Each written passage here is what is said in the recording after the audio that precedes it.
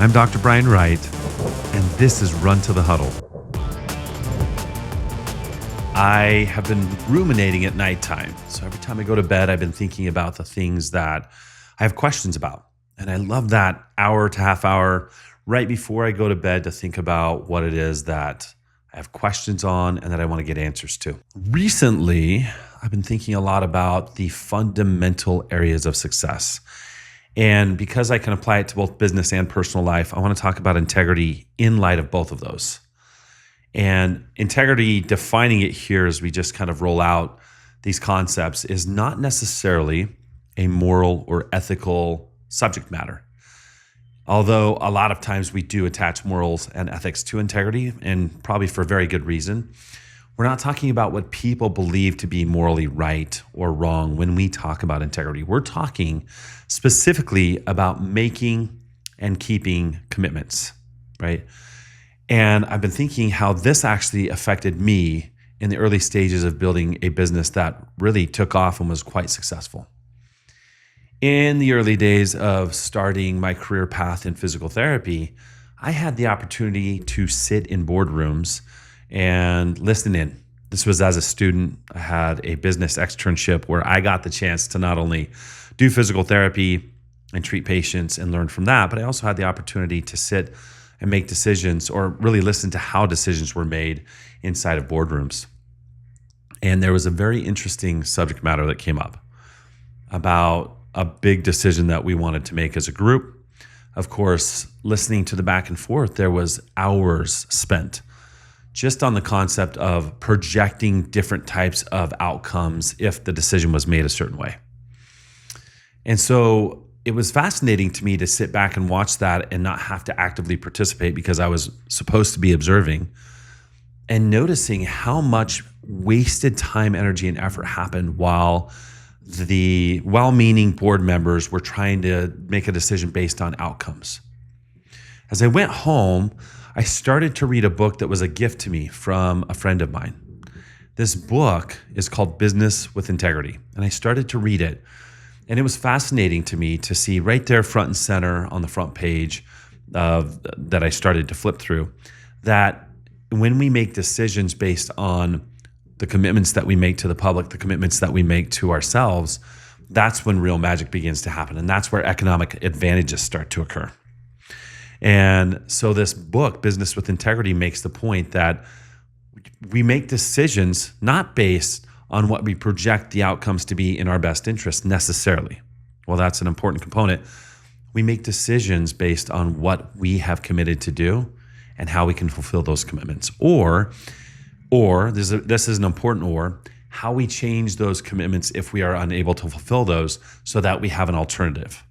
So there's really 4 key concepts that I wrote down, made some notes on that I wanted to bring up. The first that I've already mentioned is that when we do business or life with integrity, we're actually delivering on promises that we've made to ourselves and others. And it's important to understand that those things actually deliver an economic advantage.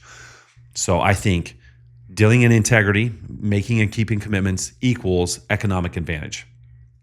So it's not just some really nice, soft, fluffy concept of, hey, we're going to do the integral thing because we just want to feel good about ourselves. That's one part of it. Yes, you do want to feel good. But we also do it because it creates economic advantage. The second concept I wrote down here is that integrity is built through consistency as a process, not just a heroic effort that you do once and boom, it's all, handled for you. You have the opportunity in business and in life to show up consistently. And we'll talk about each of these in turn. The third one that I wrote down was that it's important to make precise commitments. It's important to make those precise commitments and to make those precise commitments well known for other people. Because when we make those precise commitments well known, it's kind of like what Shakespeare would say. They do not love that do not show their love. I think that also applies to integrity. Integrity has a public part to it as well. So when people can see and hear that we make and keep our commitments, then that's very, very vital to public success. Conversely, when you know that you're making and keeping commitments to yourself. That's a private matter. That doesn't have to be made public because that's a private matter. But when you're making and keeping those commitments to yourself and to whoever else you've made that compact with, then you actually have integrity with yourself. And that is another key concept. The third one being that we make precise commitments and then we report them to the proper venue. Publicly, if it's public, privately, if it's private, right? And then this is my favorite one, number 4, is the rapid recovery and root cause removal, which just means integrity is best served when we make mistakes as humans, which we're going to do. We don't try to cover it up and we don't necessarily kind of sweep it under the rug. We have the obligation and responsibility, if we want the advantages that integrity brings, which I would say are, again, they're foundational to all success. So those benefits that integrity brings, it's important to understand that we do have to sometimes actually recover rapidly and fix the root cause. So diving into each of those, again, I remember the decision that was never made in that boardroom, kind of going back to the beginning. The decision that was never made was stalled for months on end because they kept looking at different outcomes that could happen, and they were trying to predict the future. If we make this decision, what's going to happen with the doctors that we associate with, what's going to happen with the shareholders, what's going to happen with the community. And they finally asked me what my impression was because I'd been sitting there the whole time and just observing.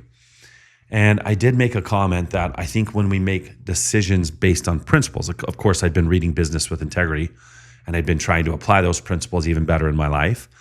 And I said, I think when we make decisions based on what we've committed to do from our values and our purpose, we have to just live with the consequences and know that that was in the very best interest.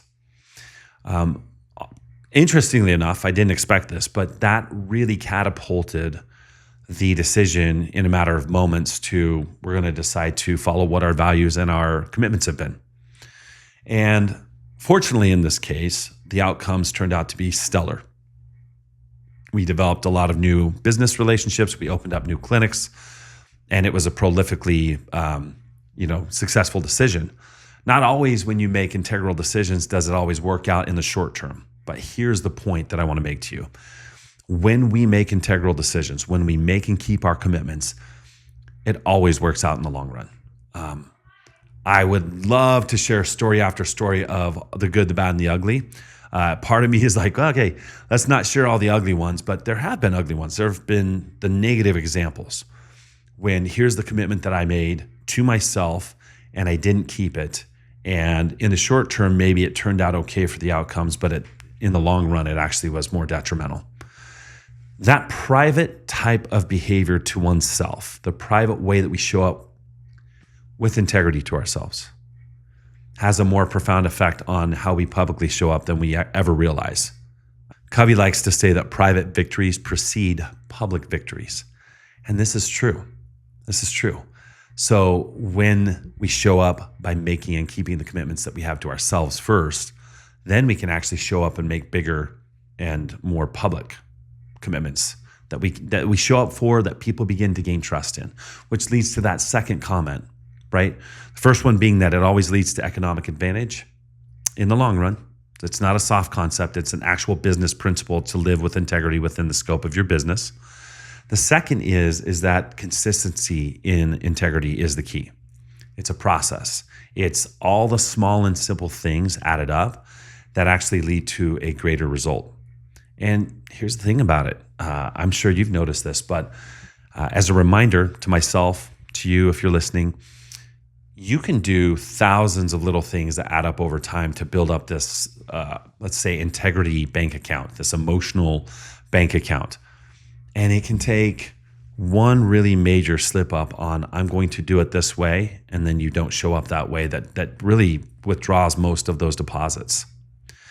And I don't even like to be the bearer of bad news, but as I've reflected on this for this podcast discussion, it's really dawned on me that consistency with integrity means that if you do make that slip up, you do need to make quick recovery. It's important not to let that just, lead out over days and days and weeks and weeks and months. And it's really important to be courageous enough not to cover your own tracks. Again, personal experience, learning from my own experience, that when I try to brush it under the rug or not confront it because it's uncomfortable, that actually is violating one of the great laws of integrity, which is, yes, sometimes mess up. The point isn't that you're going to be perfect, but the point is that you need to make a quick recovery, and it needs to be at the root cause. So if the surface level that you're trying to deal with the problem is here, let's say you're trying to deal with public relations to clear your reputation. So you're trying to make sure that you say or write or publish the correct things so that it looks really good, is here on the surface level. What I'm saying by root level recovery is we actually have to go down to the character level. You have to correct the character flaw that led to the bad public relations in the first place, right? So that's the hard fact of it, but it's also the beautiful fact of it. Because when you can actually confront it, the struggle that occurs when we're not integral inside of our personal lives or business begins to fade away. It begins to just drift away. And that's the good news about this. Like, even though you're human, you're making commitments, you're trying to keep them, you mess it up, you have the potential to make that recovery. And I really love the third point that integrity brings up, which is making precise commitments. I recently had a coach teach me that I can build rapport with myself if I set a very specific time every night to brush my teeth. I thought that sounded pretty funny at first, but he said if you set a very specific time that you're going to brush your teeth every night, that's an easy commitment to keep, but it's also the precision will help you and your unconscious mind to begin to realize that you can trust yourself. So I've been practicing it. I've been practicing that simple little behavior of brushing my teeth at 9 p.m. And it's very interesting as an integrity standpoint that it's kind of a silly thing. Like, why do I even care about doing that at that time? Well, part of it is because I want to gain in confidence that I'm going to do what I say I'm going to do, right? Now, I'm also doing a program right now called 75 Hard. If you guys have heard of it before, it basically has 5 or 6 or 7 different types of commitments that you make. 45-minute workout outside, 45-minute workout inside or outside, drink a gallon of water. Let's see, you got to take a picture every day. I got to stand firm on a diet program and not deviate from it. No drinking alcohol, which, all that kind of stuff. And then you need to read about 10 pages or more per day from a physical book. And so you would be like, oh, this is all great stuff that's going to help me improve my personal life. These are all great things. But the real ticket to what that program is doing, that's beyond just the self-improvement pieces, right? Exercise is good for you. Eating good is good for you. Drinking water, great. Reading, all that stuff. It's the rapport that you're building with yourself that you're going to keep that commitment every single day. And what's cool about it is when you fail to do it exactly as it's outlined, you get to reset all the way back to day 1. So what it does is if you get to day 47 and you're like, you know what, today's just a tough day, I'm not going to do it. You have to think twice. You're like, do I really want to skip out on this? Because then you got to start over at day 1. That discipline has been really good for me. I think the biggest benefit that I've gotten from that is, again, building rapport with myself on integrity. Because there are days where it would hit like 11:15 and I was exhausted and I had one more workout to do. And I would just be like, wow, I don't know if I can do this 45-minute workout. But I put on my tennis shoes, I would go outside and I would do the workout anyway. And interestingly enough, instead of it depleting energy from me, what I noticed was it would actually add energy to me. And thus it would actually add the very thing that I was afraid of losing, which is energy. So again, I just want to summarize a few key points here, if it's useful to you. Foundational to all life and business success. I think it's foundational because you build so much on top of it. It's to be a man or a woman of your word.